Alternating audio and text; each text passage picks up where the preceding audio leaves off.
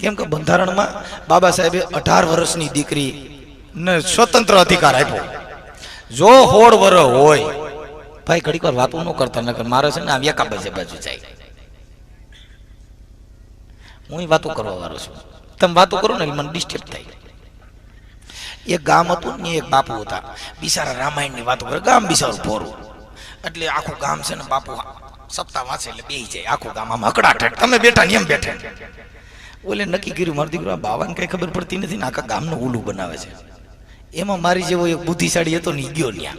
એ આવડી મોટી તમને કહું દાઢી, મોટી સટા. એને કીધું કે ભાવો કાંઈ આને ખબર નથી રામાયણની ખબર નથી, ગીતાજીની ખબર, આખા ગામનું ઉલું બનાવે છે.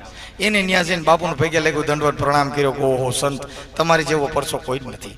અને દાઢીનો મોવારો તોડ્યો અને ગામ આખું ઊભું થયું કે અમારા બાપુનો તે મોવારો કેમ તોડ્યો, અમારા સંત સાચા છે. કે ભાઈ તમે આને ઓળખી એકા નથી, આ એટલા બધા સંતનો પરચો છે. આ મોવારો પેટ્રોલની ટાંકીમાં નાખો પેટ્રોલ ન ખૂટે, ઘઉંની કોઠીમાં નાખો ઘઉં ન ખૂટે. ગામથી ઊભું તે બાપુના દાઢીને તો ખેંચી લીધા, બાપુ રાડ્યું નાખે તો માથા ના ઉપાડ્યા.